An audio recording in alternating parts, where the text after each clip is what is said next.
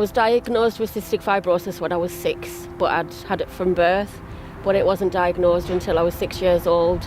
And when I was 30, I became really unwell with pneumonia and I needed a transplant, and I waited on the list for about 16 months. I got my operation in October of 2012, and I don't think I would have lasted till Christmas, really. But now it's just trying to keep yourself well. I mean, anything could happen at any time, but you just live each day as it comes as a blessing, really. I went into surgery and I was in intensive care for 4 days, totally knocked out, so I didn't know much about that.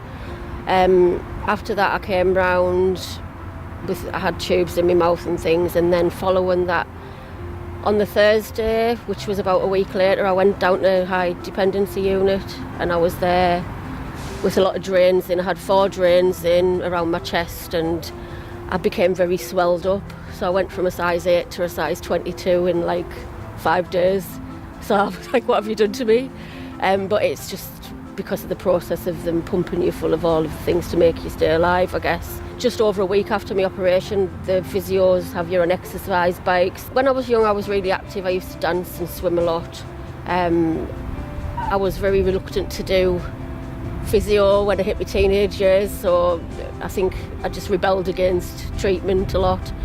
When I was 30, as I say, I got pneumonia and I became really, really poorly, so I became wheelchair bound apart from round the house. I couldn't have walked from my house door to my driveway without being on oxygen, so it was very isolating as well, really, because you can't mix with anybody else with cystic fibrosis who's waiting for a transplant because of bug transference. So I became very undependent and dependent on others, which was frustrating.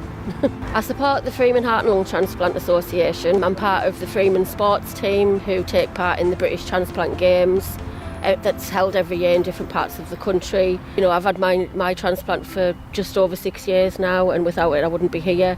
And it's just the importance of getting the message out there that it's not just organ donation, there's blood, there's tissue, you know, all those kind of things. It's not just about the organs. People don't realise that if you've had cancer, for instance, that you might still be able to donate. And it's just about getting the message out to families that even though you might be on the organ donor list at the moment, or that you might want that for yourself, that to make sure that your family's aware, because they can always put a stop to it, even though it's your decision, that when you've passed, your body then becomes their property. So it's up to them if they do go ahead with the transplant, and that a lot of that happens where families do put a stop to it, which is quite hard when people know that that person wanted to donate but the families don't want that. So it's the importance of having that conversation with the family is extremely important.